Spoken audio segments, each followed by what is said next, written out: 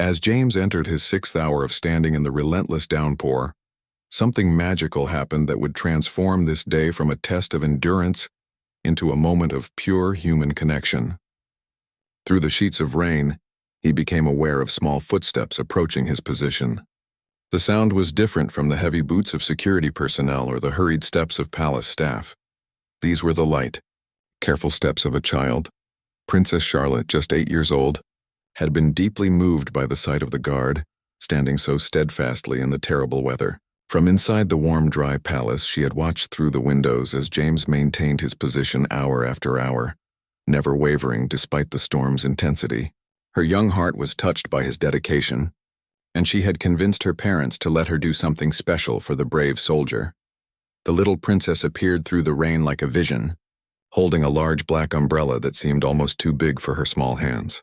She was wearing a bright yellow raincoat and matching Wellington boots, her blonde hair tucked neatly under a waterproof hood. Her face was filled with determination and kindness as she approached the soaking wet guard who had become a symbol of unwavering duty.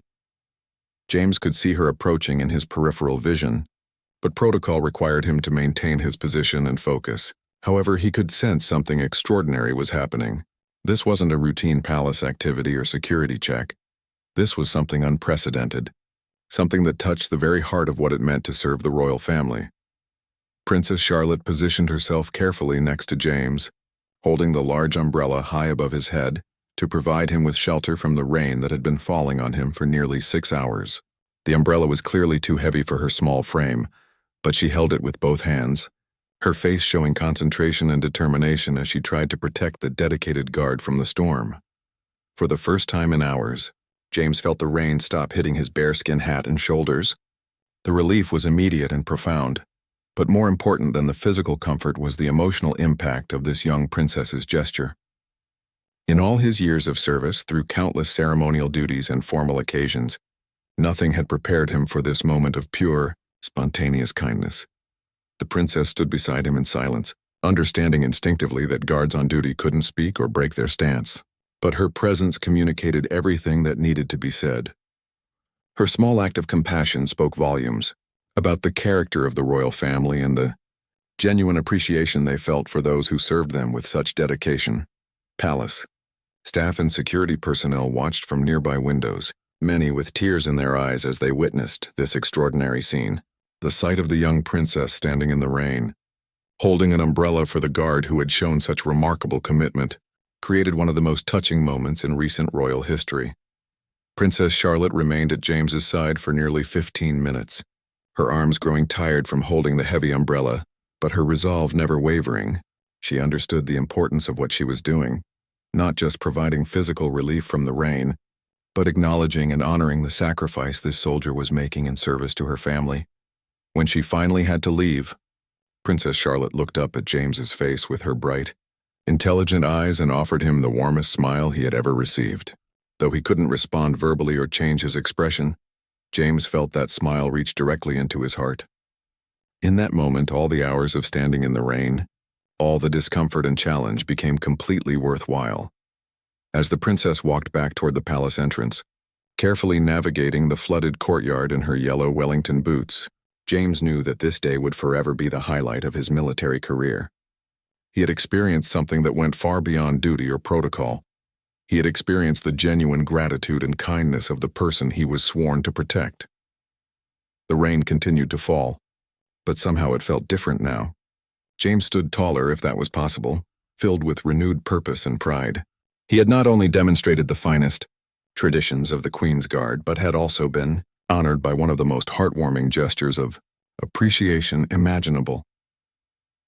Word of Princess Charlotte's compassionate act spread quickly throughout the palace and beyond. Within hours, the story of the guard who stood in the rain for hours and the young princess who brought him an umbrella had captured hearts around the world. It became a perfect example of both military dedication and royal kindness, showing that service and compassion could create moments of extraordinary beauty, even in the most challenging circumstances. James completed his duty, shift with a heart full of warmth that no amount of rain could dampen, knowing that he had been part of something truly special that would be remembered and cherished for generations to come. The 5th hour brought James to a point of almost mythical endurance. By 3 o'clock, he had been standing motionless in torrential rain for over 4 hours, and his dedication had transcended mere duty to become something approaching legend. Palace staff members who witnessed his unwavering stance would later describe it as one of the most remarkable displays of military discipline they had ever seen. The water around his feet had risen to nearly mid-calf level, creating significant challenges for maintaining proper balance and circulation. Yet James's military bearing remained absolutely perfect. His spine was straight, his shoulders square, and his rifle held at precisely the correct angle. Water continued to cascade from his saturated uniform, creating a small waterfall effect that made him appear almost like a statue, carved from determination itself. Palace officials had begun to take notice of the extraordinary situation unfolding in their courtyard. Through rain-streaked windows, senior staff members observed the guards' remarkable endurance with a mixture of concern and admiration. Phone calls were made to military superiors, not to request relief for James, but to document what was clearly becoming an exceptional demonstration of the Queen's Guard's capabilities. The storm had settled into a steady, punishing rhythm that showed no signs of weakening. Weather services were calling it one of the most persistent rain events London had experienced in years, with accumulation levels that hadn't been seen in over a decade. James stood at the center of this meteorological event, unmoved and unmoving, a human monument to military discipline. His bearskin hat had absorbed so much water that it had begun to change shape slightly, but even this added weight couldn't affect his posture. The famous headpiece, normally a symbol of ceremonial grandeur, had become a test of physical strength and mental resolve. Water ran constantly from its edges, creating a curtain of droplets around James's face, but his eyes remained clear and focused. Around 3:30, something extraordinary happened. A small convoy of vehicles approached the palace gates, their windshield wipers working frantically against the downpour. Security personnel emerged to guide the vehicles through the flooding courtyard, and James could sense that this arrival was significant. His training had taught him to be aware of important movements without compromising his position or focus.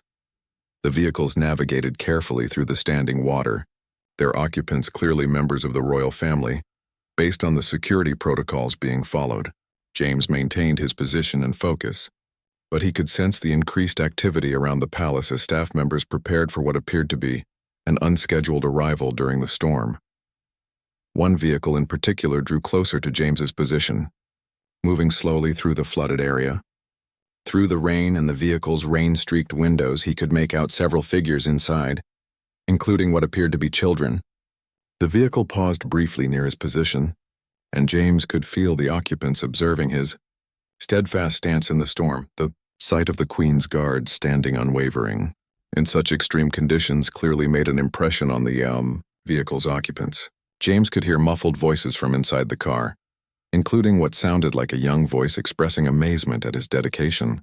The vehicle remained stationary for several moments, its occupants apparently discussing the remarkable scene before them. As the convoy continued toward the main palace entrance, James noticed increased activity among the security personnel.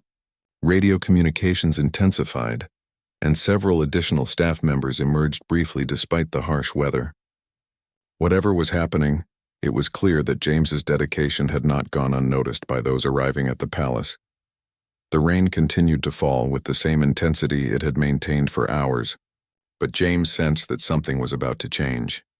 His 5 hours of standing in the storm had created a situation that was clearly unprecedented, even by the high standards of the Queen's Guard. Palace staff, security personnel, and now arriving dignitaries had all witnessed his extraordinary commitment to duty. Water levels in the courtyard continued to rise, and James stood in what had essentially become a shallow pond. His uniform was completely saturated, his equipment thoroughly soaked, but his military bearing remained flawless. He had achieved something that would be remembered and discussed for years to come, a demonstration of dedication that embodied the very best traditions of British military service. As the 5th hour drew to a close, James remained focused on his duty, unaware that his remarkable stand in the rain was about to take an unexpected and heartwarming turn. The approaching footsteps he could hear through the rain would soon reveal that his extraordinary dedication had touched the heart of someone very special indeed. As the clock approached 2 o'clock, James entered his 4th hour of standing in the relentless downpour. The rain had become a constant, overwhelming presence that defined every aspect of his immediate environment. Water flowed continuously from every surface, creating a network of streams and rivulets that turned the normally pristine palace courtyard into a temporary lake. James stood in water that now reached well above his ankles, but his military posture remained absolutely perfect. The storm had reached biblical proportions, with rain falling so heavily that it created a wall of water between James and the rest of the world. Visibility was severely limited, and the normal landmarks that helped him maintain his focus were barely visible through the sheets of rain. Yet his eyes remained fixed on their designated point, his training allowing him to maintain concentration despite the challenging conditions. His uniform had long since passed the point of being merely wet. The red tunic clung to his body like a second skin, and water ran constantly from every fold and seam. The white crossbelts that marked his rank and regiment stood out starkly against the darkened fabric, creating a striking visual that spoke to his unwavering commitment to duty. His bearskin hat, now impossibly heavy with absorbed water, had become a constant test of his neck and shoulder strength. The palace grounds had taken on an almost surreal quality in the storm. Normal activities had ceased entirely, and James and his fellow guard had become the only visible signs of life in the rain-soaked landscape. Even the hardiest pigeons and other urban wildlife had disappeared, leaving the guards as solitary figures of human determination against the forces of nature. Around 2:15, a maintenance crew emerged briefly to check on drainage systems throughout the courtyard. They worked quickly, clearly eager to return to shelter, but James noticed their respectful nods in his direction as they passed. These men, who worked outdoors regularly, understood better than most the dedication required to stand motionless in such conditions for hours on end. The physical challenges of his position were becoming more pronounced. Standing in several inches of cold water for hours had created unique stresses on his body, but James's military training had prepared him for exactly these kinds of extremes. He maintained his breathing pattern, kept his core muscles engaged, and used mental discipline techniques to manage any discomfort. Water continued to stream down his face, but James had learned to work with the rain rather than fight it. He allowed the water to flow naturally without blinking excessively or making unnecessary movements. His eyes remained clear and focused, demonstrating the kind of adaptation that marked truly professional soldiers. By 2:30, palace security made one of their periodic checks on the guards' welfare. A senior officer approached through the rain, his heavy-duty raincoat and boots barely adequate protection against the storm's intensity. He positioned himself where James could see him clearly and asked a simple question about his readiness to continue. James's response was a barely perceptible nod, the minimum acknowledgement required by protocol. The security officer's brief smile conveyed obvious admiration before he hurried back to shelter. This interaction, though minimal, represented an important moment of recognition. Even experienced security professionals were impressed by the guards' ability to maintain their posts under such extreme conditions. The rain showed absolutely no signs of diminishing. Weather reports playing on radios inside the palace indicated that the storm system was larger and more persistent than originally predicted. James could hear occasional snippets of these reports through open windows, but the information had no impact on his resolve. Regardless of how long the storm lasted, he would maintain his position. As the 4th hour progressed, James found himself entering an almost meditative state. The constant sound of rain, the rhythm of water flowing around his feet, and the familiar weight of his equipment created a kind of trance that actually made the time pass more easily. This was exactly the kind of mental state his instructors had described during advanced training exercises. A small group of palace staff members gathered briefly at a window overlooking the courtyard, clearly discussing the guard's situation. James could see their concerned faces and animated gestures, but their concern, while appreciated, would not influence his dedication to duty. He was exactly where he belonged, doing exactly what he had trained to do, regardless of the weather conditions. The 4th hour concluded with James maintaining the same perfect posture and unwavering focus he had demonstrated since taking his position. The storm continued with undiminished intensity, but so did his commitment to the standards and traditions of the Queen's Guard. The third hour brought the heaviest rainfall James had experienced during his service. By 1 o'clock, the storm had reached its peak intensity, with rain falling so hard that visibility across the courtyard was significantly reduced. Water cascaded from every surface, creating a constant symphony of splashing and flowing. James's uniform was beyond soaked. It was completely saturated, with water running in steady streams down his arms and legs. His bearskin hat had absorbed so much water that it felt considerably heavier than usual. But James had trained for this exact scenario.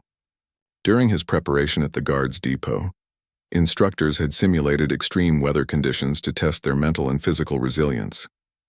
He remembered one particularly challenging exercise where recruits had to maintain formation. During an artificial storm created by fire hoses and wind machines, the palace courtyard had transformed into a series of shallow streams and pools. James stood in water that now reached above his ankles, but his military bearing remained perfect. His polished boots were completely submerged, and he could feel the cold water seeping through the leather. But his focus never wavered from his designated point in the distance. Palace staff had completely disappeared from the area, having retreated to indoor areas to wait out the storm. The usual stream of tourists had vanished hours ago, leaving James and his fellow guard as the only visible figures in the rain-soaked courtyard. Even the pigeons that normally gathered near the palace entrance had sought shelter elsewhere. A senior palace administrator emerged briefly from a side entrance, surveying the flooding situation in the courtyard. The man wore a heavy raincoat and carried a large umbrella, but even with this protection, he quickly retreated back inside after making his assessment. James noticed the brief appearance but maintained his position and focus without any change in his stance or expression. The constant rain had created a unique acoustic environment. The normal sounds of London traffic were muffled by the downpour, replaced by the rhythmic drumming of raindrops on various surfaces throughout the palace grounds. James used this sound as a meditation aid, helping him maintain his mental focus despite the physical challenges of standing in the storm.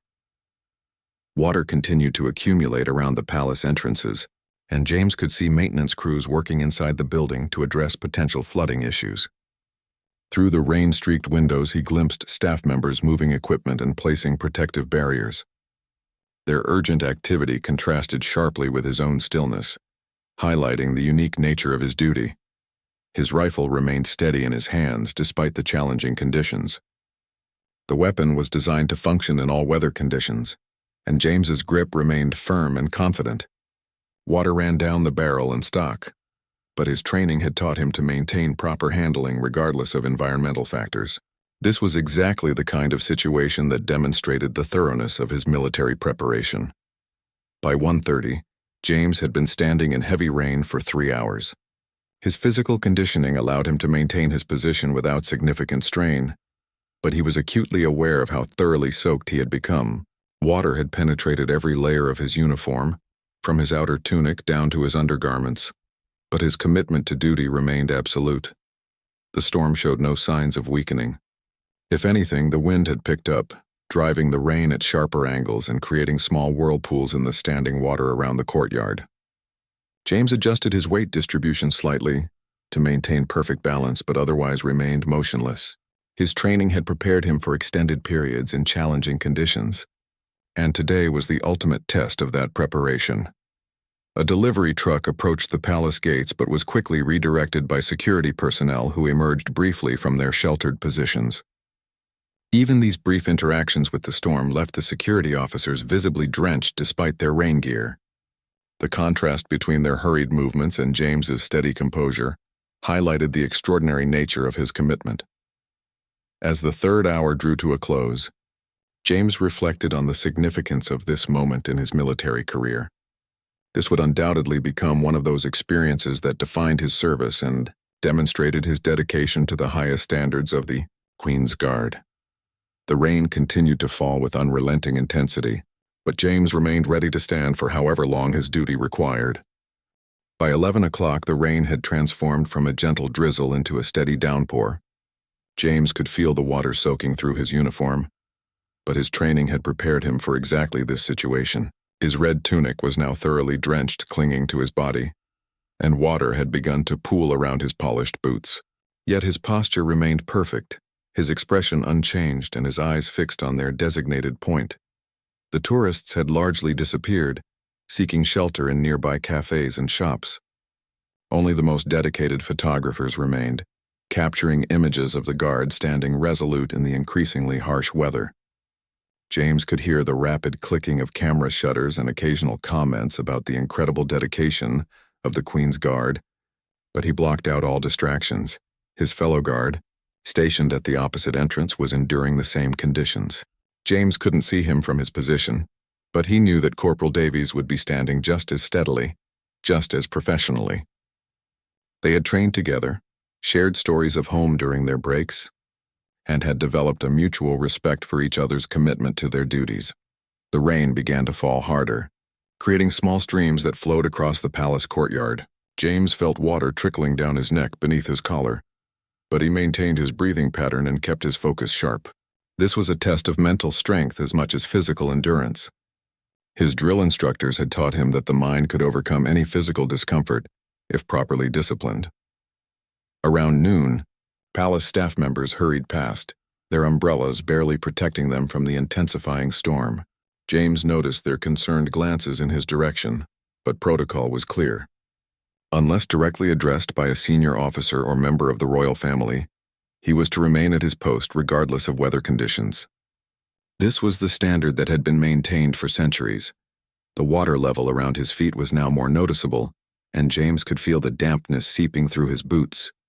His uniform had gone from damp to completely soaked, but his rifle remained steady in his hands.